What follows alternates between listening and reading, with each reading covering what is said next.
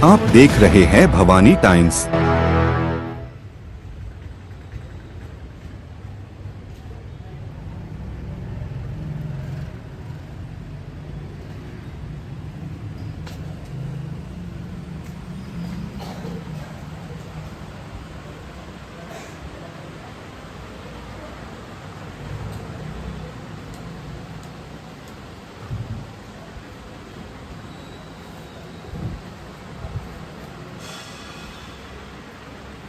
नमस्कार, भवानी टाइम्स में आपका स्वागत है।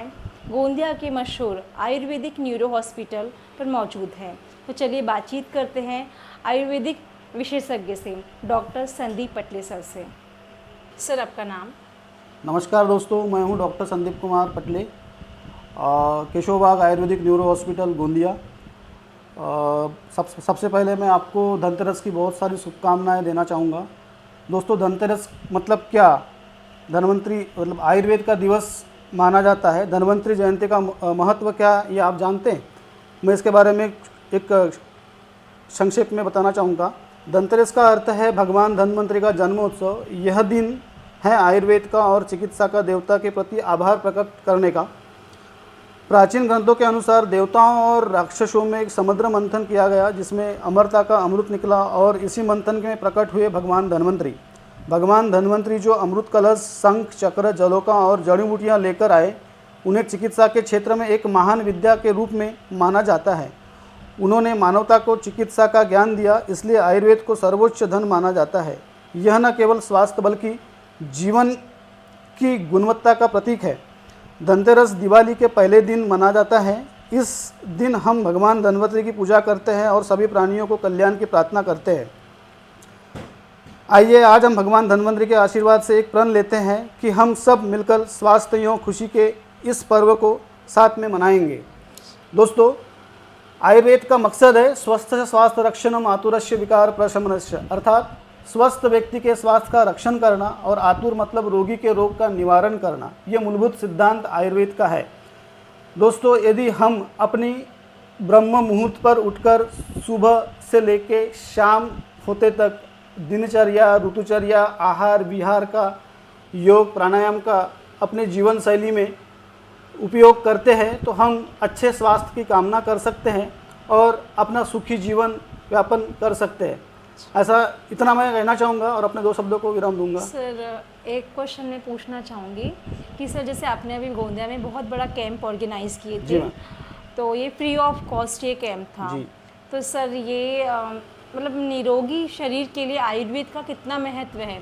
सर, ये आप एक दो लाइन्स में हमारे दर्शकों को बताएं। जी, मैंने अभी दोहराया भी दोस्तों कि निरोगी काया हमको रखना है तो आयुर्वेद का मूलभूत सिद्धांत ही है स्वस्थ व्यक्ति के स्वास्थ्य का रक्षण करना और आतुर मतलब रोगी के रोग का निवारण करना। आपको स्वस्थ रहना है तो आपको आज के ज़माने की जो अनहाइजीनिक वेस्टर्न फूड्स है इनको दूर रखना होगा।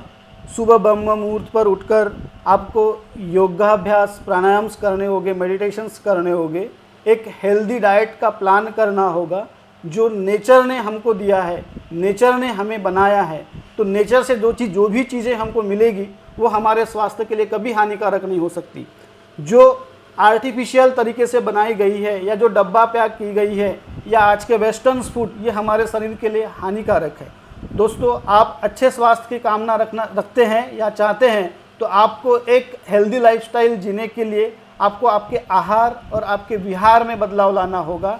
आपके रेगुलर दिनचर्या को रूटीन में मेंटेन रखने के लिए आपको रोज़ योगाभ्यास और प्राणायाम करने होंगे, तभी आपको एक उत्तम और स्वस्थ स्वास्थ्य मिलेगा। धन्यवाद। हाँ सर, जैसे ये जो कैंप आपने रखा था इसमें ग्रुप ऑफ डॉक्टर्स आए थे बाहर से जी, और सर हर ऐसे बड़े फंक्शन से आप बड़ा आप कुछ करते तो इसके लिए आर्थिक नियोजन बहुत ज़रूरी है जी। तो सर ऐसे कैंप्स के आप रेगुलर करते हैं और ये खुद ही आप पूरा इसका खर्च जो रहता है वो आप खुद ही करते हैं?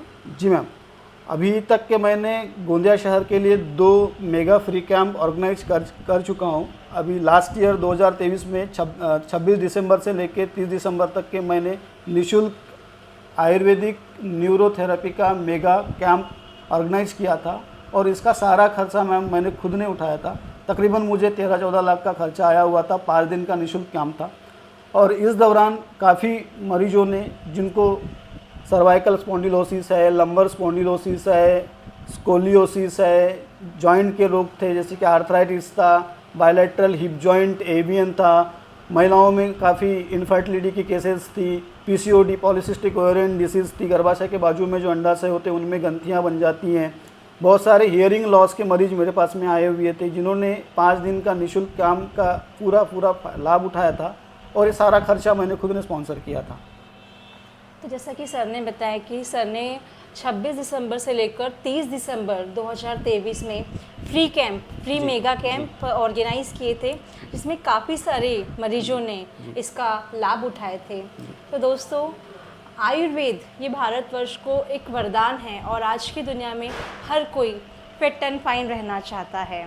और सर एक लास्ट क्वेश्चन है कि होम्योपैथिक, आयुर्वेदिक एंड एलोपैथिक, इसके लिए थोड़ा सा कुछ कहना चाहेंगे? मैम, हर पैथी अपने जगह पे कारागर है, एलोपैथी अपने जगह पे कारागर है, आयुर्वेदिक अपने जगह पे कारागर है, होम्योपैथी अपने जगह पे कारागर है। अब मैं चिकित्सक हूँ आयुर्वेद का, तो मैं अपने पैथी के बारे में विशेष रूप से आपको बता सकता हूँ। अदर पैथी के बारे में मैं उतना विशेष रूप से नहीं बता पाऊँगा। फिर भी हर पैथी अपने जगह पे कारागर है, लेकिन आपको स्वस्थ जीवन अपनाना है तो आयुष की ट्रीटमेंट ही लीजिए, आयुष की चिकित्सा ही करिए, क्योंकि ये हमारे देश की धरोहर है। हमारे देश की धरोहर के साथ साथ ये हमारे देश की संस्कृति को, हमारे देश के कल्चर को एक साथ लेके चलाता है और आपको एक स्वस्थ और सुखी जीवन, समृद्धिवत जीवन का लाभ देता है। इसलिए आयुर्वेद ही सबसे उत्तम चिकित्सा पद्धति है पूरे देश के लिए और पूरे विश्व के लिए। आज भारत देश में ही नहीं तो सारे विश्व में आयुर्वेद की ख्याति है, आयुर्वेद का प्रचार प्रसार हो रहा है। आज मेरे पास में, मेरे देश से ही नहीं तो मेरे पास में मेरे ऑस्ट्रेलिया से, लंदन से मेरे पास मरीज आ रहे हैं और जो आज उत्तम स्वास्थ्य का मेरे पास चिकित्सा लेके लाभ ले रहे हैं। धन्यवाद।